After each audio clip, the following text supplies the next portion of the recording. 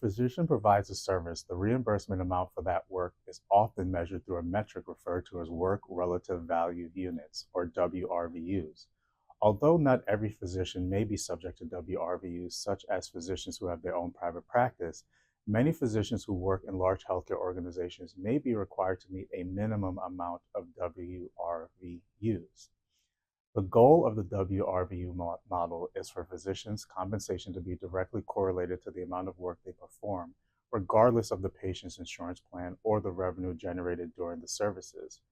Focusing on the amount of work performed has proven to be more effective than the previous method of tracking a physician's productivity by the number of patients seen and number of services performed. Additionally, calculating reimbursement simply off the amount charged to the patient can be ineffective as well because the amount does not necessarily reflect the underlying value of the work provided. As such, the current wRVU model is the standard compensation model that many physicians and employers use in the healthcare industry. So how wRVUs operate? The calculation of wRVUs considers a multitude of factors such as, number one, the work the physician is performing.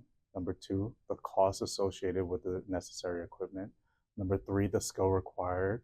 Number four, the cost of liability insurance. And finally, the time associated with the procedure. The total work that is involved in a physician performing a service typically includes the pre-service work provided before the service, such as reviewing medical records, surgery prep, the work provided during the service, such as medical examination, surgery, and the work provided after the service has been performed, such as postoperative care and further documentation. Typically, each service performed by a physician has an associated number called a CPT code. Each CPT code receives a wRVU that is combined with the previously mentioned factors to create a total RVU. From there, the total RVU is multiplied by the Medicare conversion factor, currently placed at 32.74 in 2024, to determine the reimbursement amount of the service.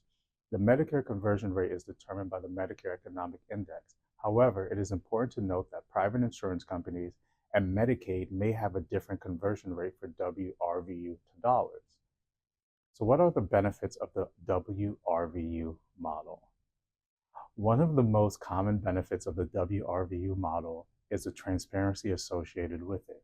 The wRVUs and conversion factor are standard. This makes it easier for a hospital to administer and prevents one doctor from getting paid more than another while performing the same work. Despite wRVUs leveling the playing field by standardizing the compensation for each service performed, the implementation of wRVUs can create healthy competition among physicians as well. The wRVU system encourages physicians to maintain a steady stream of patients. As a result, the hospital has the possibility to flourish as physicians compete to acquire new patients. The steady stream of patients not only helps the hospital in acquiring new patients, but also in retaining already existing patients. The wRVU model may encourage physicians to follow up with their patients more often, as postoperative care and other post-procedure services are included in the compensation model. Some downsides to be aware of the wRVU model.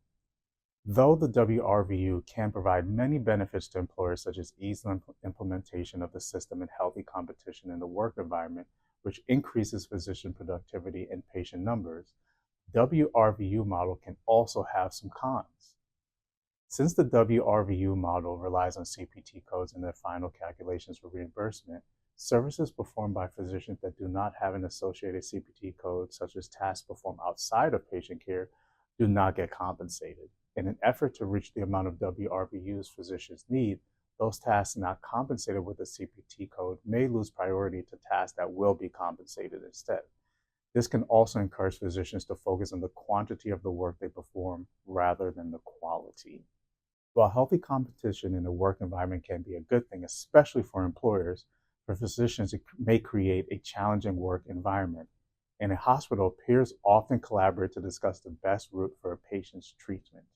In a competitive environment, it may discourage that collaboration, harming not only the physician's productivity, but the patient as well. As a result of these efforts, the wRVU model may have on physicians, it can lead to burnout, which can impact the physician, patient, and the employer. So how do you negotiate wRVUs? Some physicians may have the ability to negotiate their wRVUs. The process for negotiations may be more limited for physicians in larger organizations, but may be possible for those in private practices or smaller groups. Understanding the terms of the contract can help a physician negotiate wRVUs with insurance companies or a hospital administration. It is important to note, however, that reimbursement rates provided by Medicare and Medicaid are determined by government and are not open for negotiation.